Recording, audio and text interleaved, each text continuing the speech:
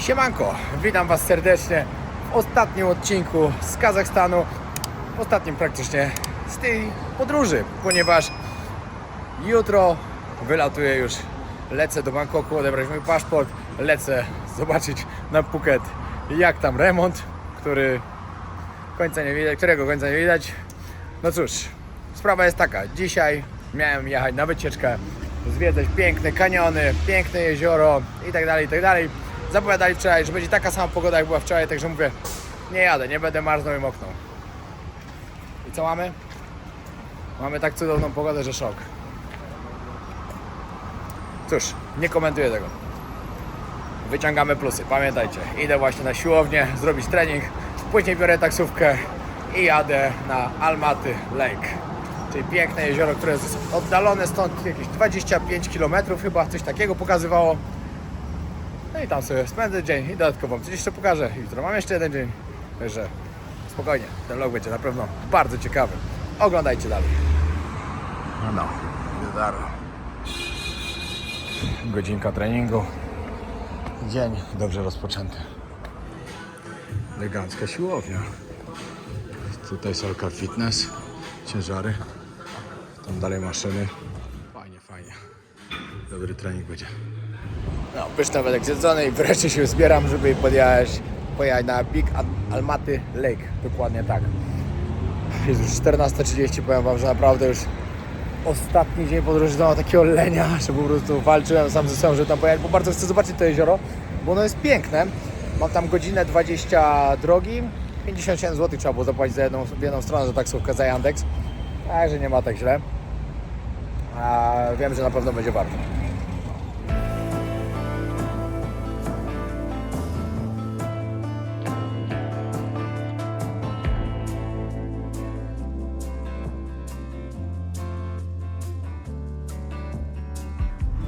Cudowne widoki tutaj są. Te białe góry z tyłu. Mam nadzieję, że nad jeziorem będzie to samo. Powiem Wam, że tak pięknie tu jest. Zachwycony jestem.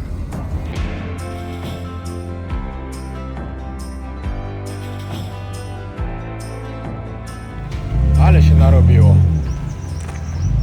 Droga zamknięta i koniec. Jak ja tam się mam dostać? Mam tam jeszcze 10 km. Nawet nie ma opcji, że ja 10 km będę szedł. Teraz, bo jest już 15:30.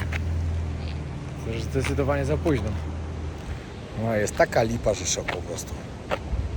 Jak ja bym wiedział, że trzeba iść 10 km, czytałem jakieś informacje na temat tego jeziora i nigdzie nie było napisane, że się nie da podjechać, że trzeba iść taki kawał drogi. Kurde, ale chyba jutro rano to zrobię. Jak będzie ładna pogoda, to po prostu chyba rano przyjadę tutaj, żeby tam iść, bo przeczytałem przed chwilą parę informacji na temat właśnie tego wielkiego jeziora almatyńskiego, tam było napisane, almackiego, dobra, Big Almaty Lake, że po prostu jak się zwiedza Kazachstan, to właśnie od tego jeziora powinno się zacząć zwiedzanie, bo jest takie po prostu piękne. Ta natura tam i wszystko jest tak cudowna, że szok. No i szkoda mi to odpuścić, bardzo chcę zobaczyć, także chyba po prostu jutro muszę to zrobić. Wiecie, 10 km to jest, no nie wiem ile nam przed, no z szybkim tempem z 1,5 do, no może do 2 godzin w jedną stronę. A na miejscu pochodzić jeszcze kolejna godzina, może 1,5 i wracać też 2, to już by było ciemno. To bardzo bez sensu. Jaka ładna zrobiona, czarne szyby, fela, elegancka. Ja ogólnie lubię chodzić, dla mnie to żaden problem nie jest, totalnie. Tylko problemem jest godzina, bo jakby było wcześniej, jakbym się zebrał tak jak się miałem zebrać, być tutaj o 12, to by nie było żadnego problemu. No ale jest 15:40 już? No 15:41 dokładnie. No ale to też będzie dobre ostrzeżenie dla tych, którzy się będą wybierać tutaj i nie wiedzą też o tym, tak jak ja nie wiedziałem, że się wybrać wcześniej i przygotować się na to, że trzeba przejść ponad 20 km. Ale widoczki cudowne. W ogóle tutaj jest już tak zimno, bo to jezioro to jest wysokogórskie. Ono się znajduje na ponad 2000 albo 2500 metrów nad poziomem morza. Otaczają go 3-4 tysięczniki. Znaczy jeden, dobra, to jeden ma 3900, coś tak, prawie 3.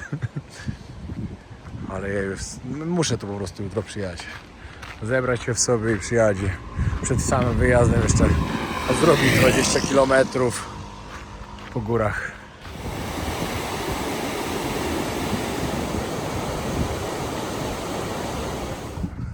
No i doszedłem do takiego miejsca, gdzie tutaj właśnie bardzo dużo ludzi gdzieś tam w górę. Tutaj jakiś wodospad. Przejdę się zobaczyć. Jurta. Strasznie dużo tu młodych ludzi. Ciekawe, czy mają jakąś wycieczkę, czy może szkoła się już skończyła, czy może w dupie mają, nie poszli po prostu. Też tak może być. A, nie myślcie, że jestem czerwony. Słońce mi się tak odbija po prostu. O. Teraz lepiej. No niestety, nie znalazłem wodospadu, także wracam pomału. Powiem wam, że mimo tego, że nawet mi się nie udało nad jezioro iść, tu jest tak przyjemnie, że i tak jestem zadowolony. No, miałem takiego farta, że cały czas sobie szedłem w dół. 13 000 kroków zrobione, no 12 900, także 10 km przeszedłem. I co, i autobus złapałem. Przyjechałem do miasta już autobusem. Teraz po prostu gdzieś coś zjeść dobrego. No i później już się Yandexa weźmie do hotelu. Już nie będzie daleko. No, wróciłem już do centrum. Znaczy do centrum. Do siebie pod dom. Pamiętam, gdy w pierwszy dzień szedłem, to tu w ogóle ludzi nie było na tym deptaku, a teraz patrzcie, jak jest full. O, jeszcze jakieś tańce.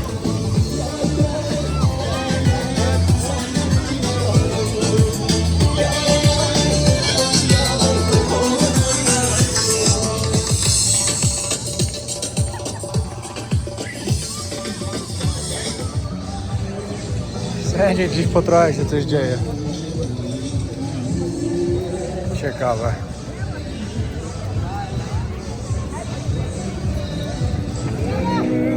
Dobra, chyba na tyle dzisiejszego dnia będzie. Idę do hotelu już. Trzeba odpocząć trochę, bo jutro mam zamiar rano wstać i ruszyć właśnie nad jezioro. Dzisiaj zrobiłem sobie dobrą rozgrzewkę pod to, żeby jutro tam iść. Zrobiłem ponad 10 km. Do tego nogi na siłownię. Mam nadzieję, że jutro zakwasów nie będzie. No, miałem dzisiaj pojechać, w ogóle jest kolejny dzień. Miałem dzisiaj pojechać nad Big Almaty Lake. Niestety stało się tak, że no nie wyszło. Trudno, nie wyszło. Nie mogę ryzykować tego, że nie zdążę na mój lot do Bangkoku, ponieważ dzisiaj już lecę do Bangkoku. Znaczy no, najpierw Kuala Lumpur, z Kuala Lumpur do Bangkoku, jutro rano będę w Bangkoku. Odebrać mój paszport. To za duże ryzyko było po prostu, że coś by nie wyszło, że gdzieś byśmy się spóźnił albo coś. Teraz właśnie wziąłem się za planowanie mojego pobytu w Brazylii, ponieważ jak wiecie, za parę dni już będę w Brazylii. Wracam tylko odebrać paszport, przepakować plecak i od razu na drugi dzień lecę do Brazylii. Taki szybki trip do Tajlandii. O, jak sobie pomyślę, jaki mnie czeka po prostu, jaka mnie czeka trasa. Mam najpierw 6 godzin do Dubaju i później 2 godziny przerwy tylko i 15 godzin bez przerwy do Rio de Janeiro. Ale to będzie ciężka przeprawa. Sobie nawet nie wyobrażam. Ale fajnie, pobrałem fajne podcasty na temat Brazylii, na temat brazylijskiego jiu-jitsu. Jadę to tam zrobić bardzo fajną robotę. A co to będzie? W pierwszym odcinku z Brazylii dowiecie się, po co tam pojechałem, ponieważ dzisiaj dostałem potwierdzenie, że mogę powiedzieć. No, a takie mam miejsce do pracy. Powiem wam, że ten hostel naprawdę jest petarda. Nazywa się IQ Capsule, to jest kuchnia. Super jest, serio. Dobra, zamówiłem 2 dania typowe stąd, czyli zupę kazacką. Ale powiem wam, że nie doprawiona w ogóle. Chciałem, żeby mi da jakąś magę, soja, cokolwiek. Niestety nie mają. Trzeba doprawić solą i pieprzem. A tutaj jest mięso z ziemniakami, wszystko w talarkach właśnie, z sosem grzybowym. Miało być z ogórkami, ale widzę, że jest Jeden malutki. No, tego jeszcze nie próbowałem, chyba próbowałem. No i moi drodzy, jestem już w Almatach na lotnisku. Wielbłąd? Tu się kończy moja podróż. Sorry wielkie, że nie nagrywałem za dużo dzisiaj, ani wczoraj, no trochę, dzisiaj prawie nic. Ale jakoś nie było weny, musiałem się zająć czymś innym. Musiałem się skupić na Brazylii już pomału, żeby zrobić dla was też fajne materiały. Patrzcie, jak oni chyba reklamy nagrywają. Albo jakiś film. Nie wiedziałem, że będę występował w filmie kazachskim. Dobra. Patrzcie, jak sceny nagrywają. Chłopa będą zawijać spod bramki. Dobra. Powiem wam, że mam niedosyt związany właśnie z Tadżykistanem ze względu na to, że nie udało się tego Pamiru zrobić, ale tam wrócę, obiecuję. I tutaj też wrócę na 100%, bo tutaj ze względu na pogodę też nie bardzo się udało, tak jak miałem, a później ze względu na mnie i na moje zmęczenie już. Także mam niedosyt i na pewno tu wrócę. Na 1000000%. No już mam boarding, teraz czeka mnie dość długa podróż do Kuala Lumpur. Ale już po prostu mam takie... koniec. Nie wiem dlaczego, ale jakoś ta podróż mnie strasznie zmęczyła. Naprawdę, było to zupełnie nie tak długo. Wiecie, tak zmęczony to ja zwykle byłem po 3-4 miesiącach. Ale może też dlatego, że takie kraje na początku, nie wiem co było nie tak, ale coś mnie to strasznie wykończyło w tej podróży. Pierwszy raz lecę samolotem z AirAsia, takim wielkim. No ja już w Kuala Lumpur. Powiem wam, że dawno nie miałem tak ciężkiej podróży jak dzisiaj. Nie wiem, chyba za dużo kawy wypiłem. Po prostu nie mogłem spać. Ktoś tu nieźle musi mieć odkurzania z tym dywanem. Dobra, muszę znaleźć szybko P3. Tutaj. Sorry. No. 9:30 mam być na lotnisku Don Muang w Bangkoku i tam już czeka na mnie Paweł, znaczy będzie czekał, bo on ląduje o 9:00 dokładnie. I jedziemy na zakupy, a później trzeba jechać do ambasady, oderwać paszporty.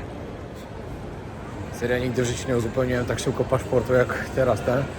Miałem go lekko ponad rok tylko, wypełniony na full. Ale to tylko też dlatego, że w wielu krajach, w których byłem, wbijali na całą stronę po prostu. I za każdym razem cała strona. I chyba mam, nie wiem, ponad 10 takich, które były na całą stronę po prostu.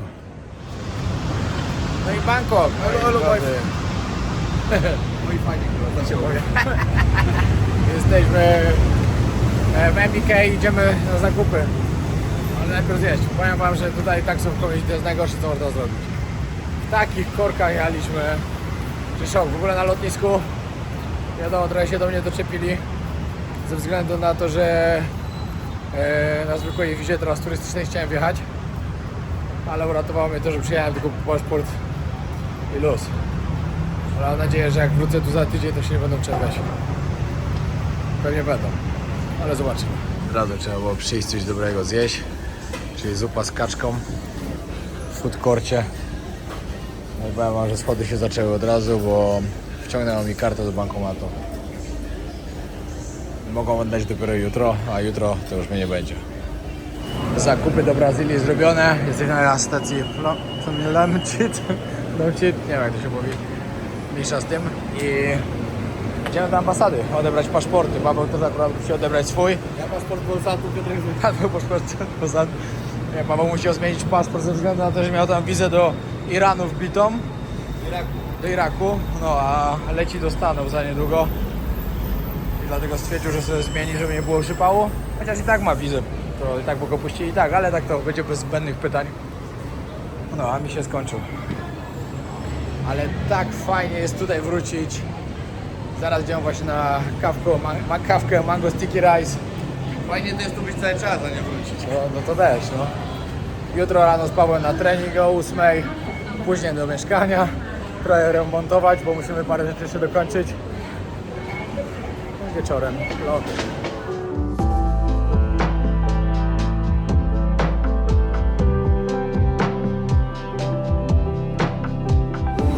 Kolejny lot, Phuket. No i półtorej godziny później niż mieliśmy być, ale jesteśmy na Phuket. Welcome home, my home. Welcome home. Całe szczęście. Powiem wam, że jakbym nie leciał do tej Brazylii, to nie wiem, nie wiem gdzie bym leciał, ale bym chyba nie poleciał. Ale jednak Brazylia to... Ale piękny, czysty. Ten samochód jest taki piękny. Kolejny dzień, zaczynamy od treningu. Pobudka 6:30. Tak, aktywnie zacząć. Dzisiaj jest tak napięty harmonogram, że po prostu szok. Mam mało czasu, dużo do zrobienia. Też w kolejnym odcinku zobaczycie, jak przebieg remont, jak wygląda wszystko. Bo powiem wam, że sam jestem ciekawy, co tam spotkam, bo wczoraj nie pojechałem nawet do domu. Pojechałem od razu do Pawła, pojechałem się z kolegami spotkać na jakąś kolację, także nawet nie wiem jak jest, dopiero dzisiaj po treningu jedziemy tam, się wszystko okaże. Ale najpierw trzeba dobrze potrenować. Dzisiaj z szafy wyciągnąłem mój purpurowy pas w jiu-jitsu, który otrzymałem w 2019 roku od Rogera Gracie, zaraz przed moim wyjazdem do Tajlandii, przed moją wyprowadzką. No, mój wyjazd będzie związany właśnie z jiu-jitsu, ale nie tylko. Ale pas trzeba wziąć ze sobą, bo będę trenował.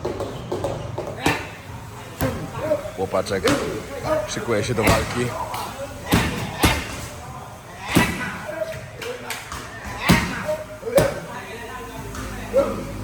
Piękny.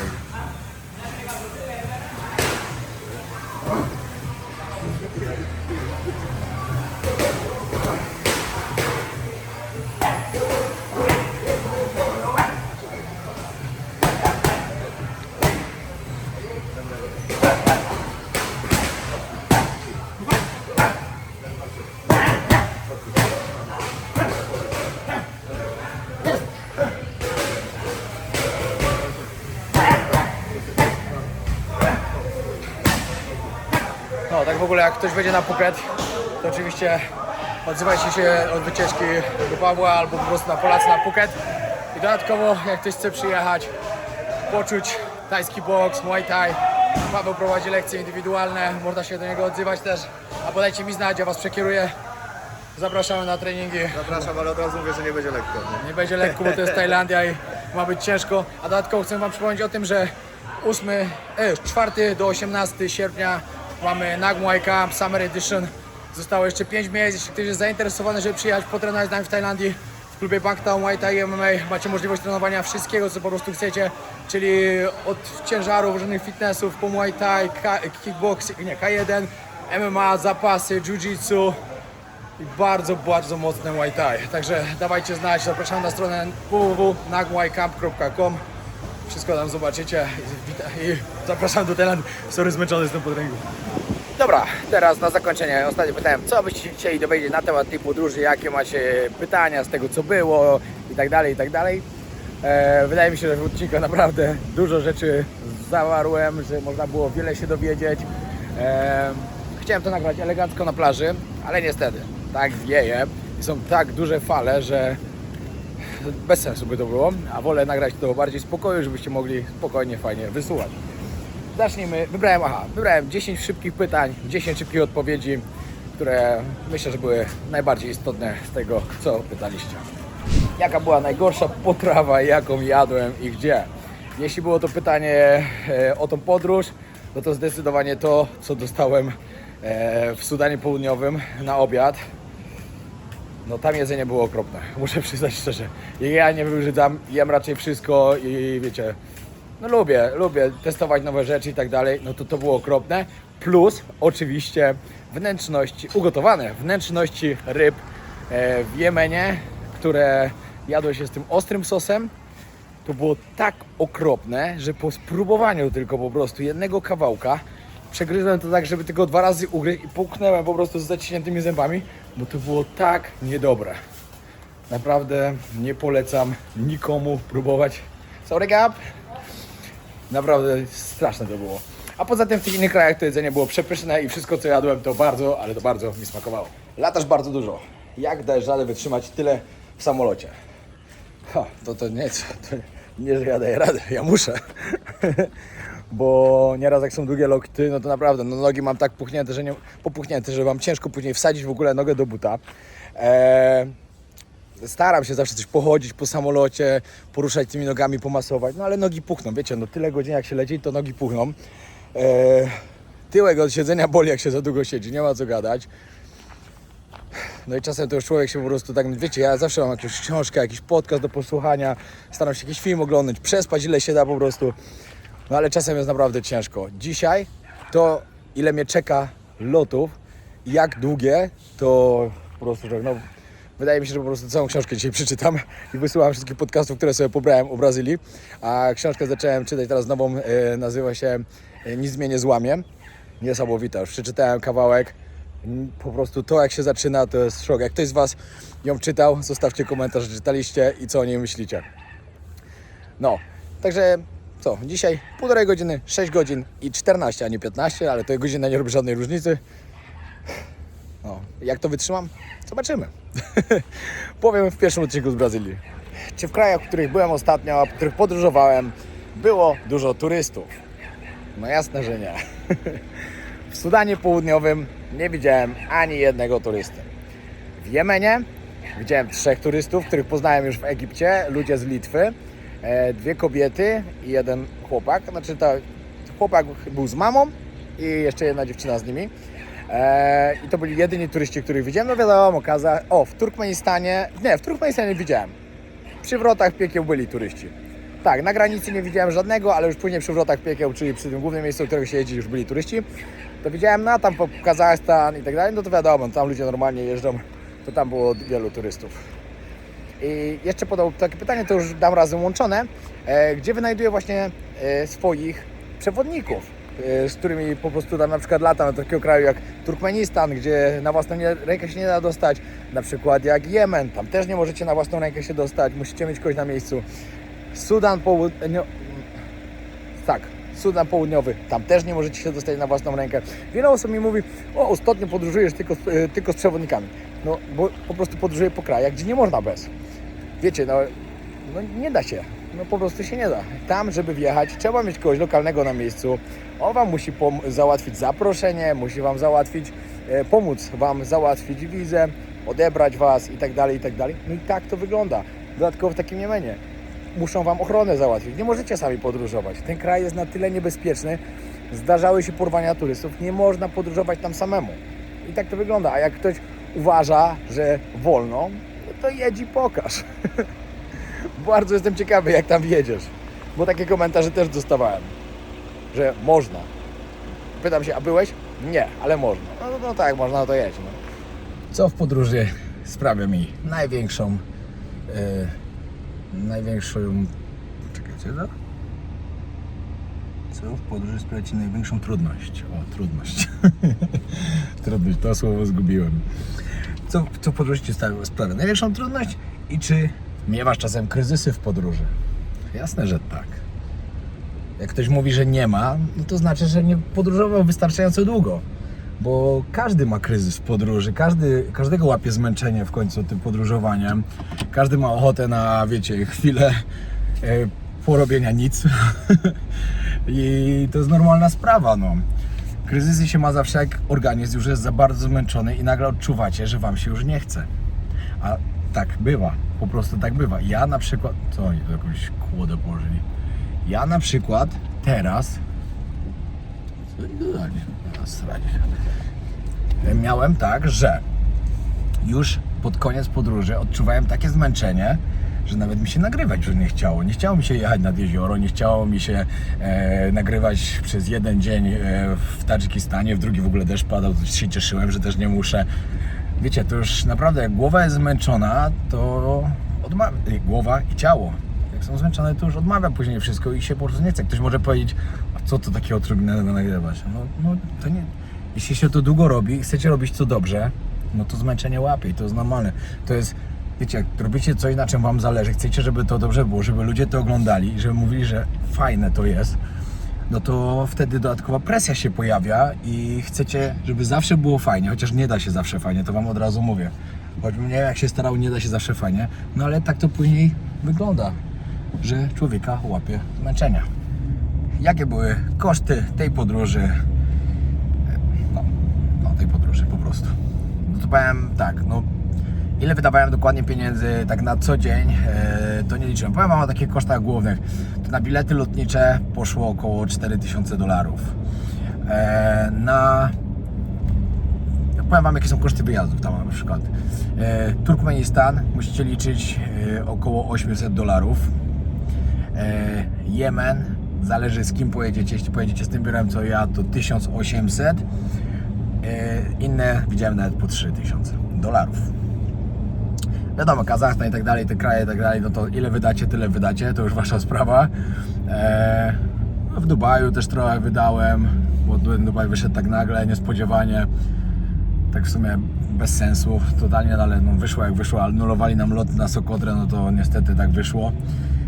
A największy pech był w tym, wiecie jaki? Że były nasze loty tylko anulowane. Pierwszy i drugi. Wcześniej ludzie latali, później ludzie latali, a tylko nasze były anulowane. Już po prostu ciężko w to uwierzyć, no ale tak było niestety. No. Kurde, ile mogłem w sumie wydać? No jak spójrzmy, tu się...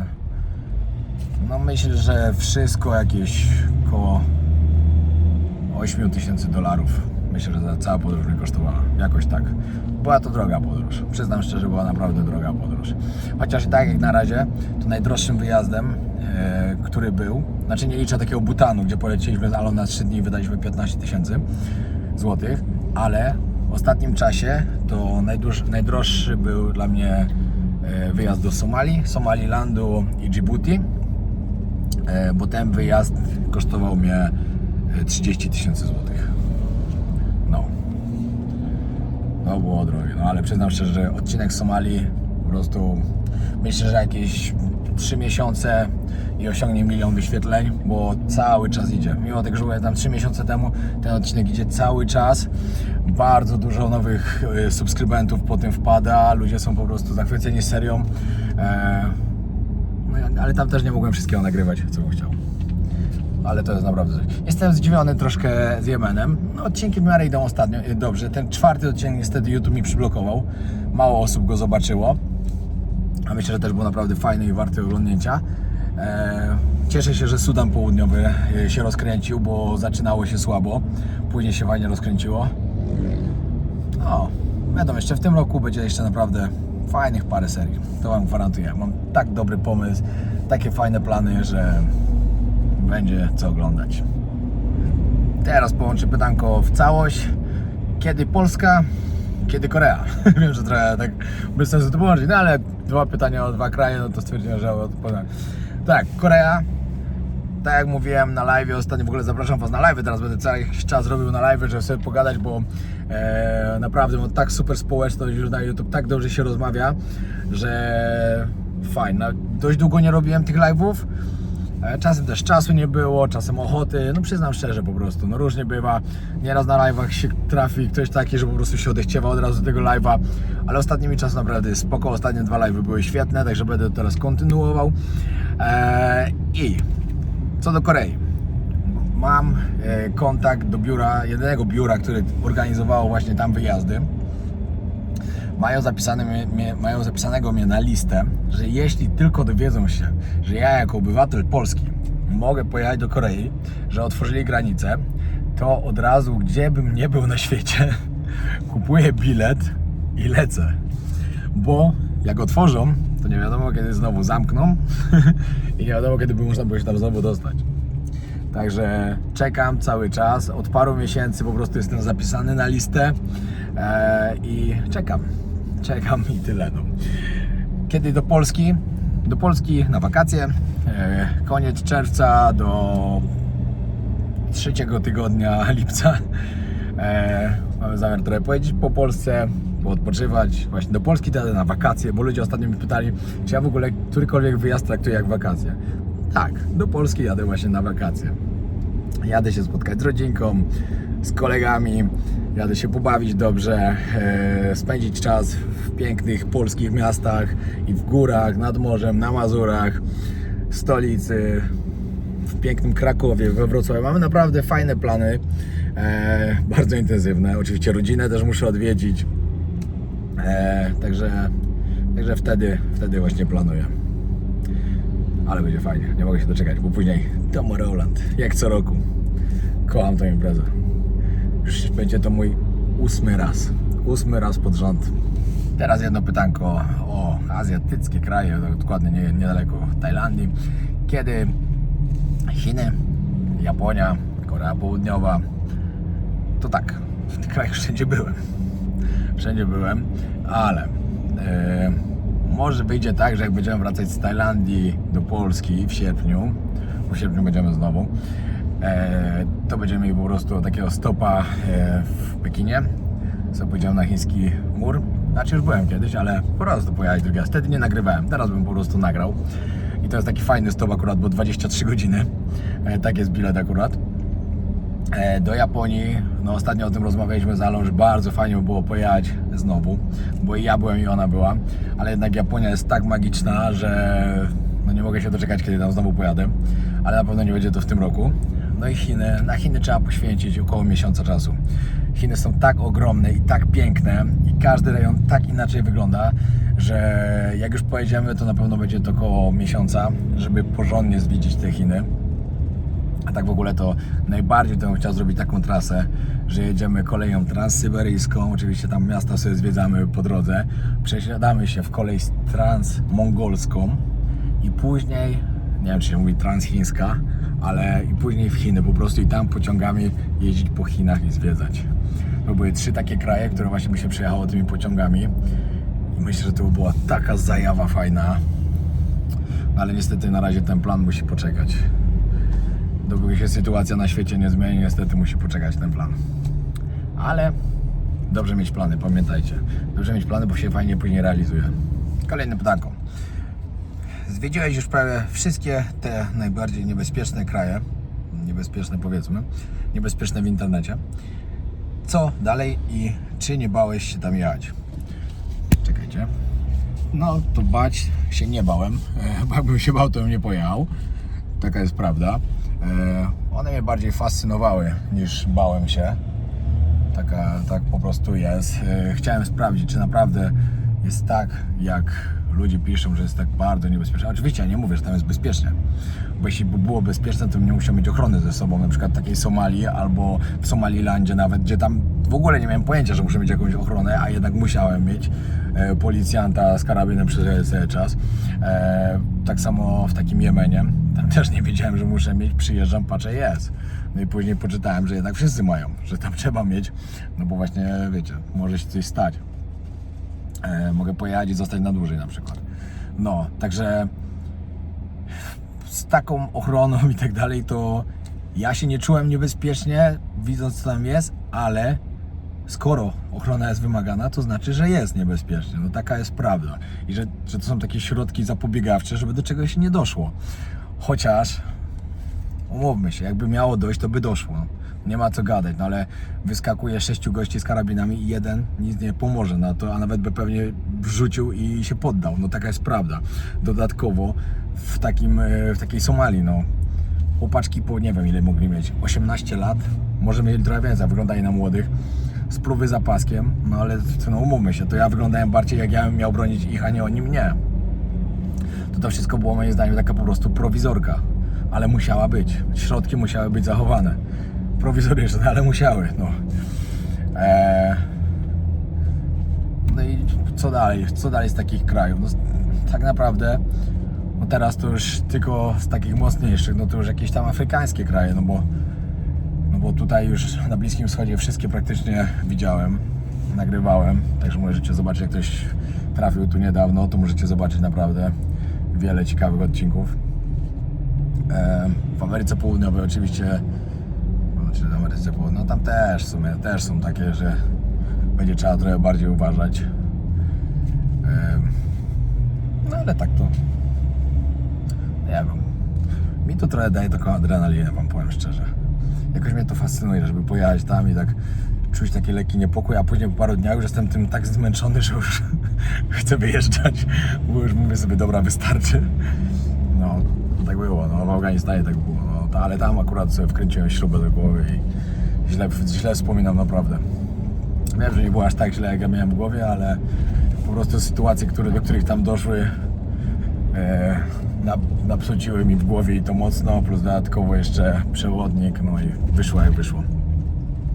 Ale to i tak nic w porównaniu z tego, jak myślałem, że mnie porwali w Maroku.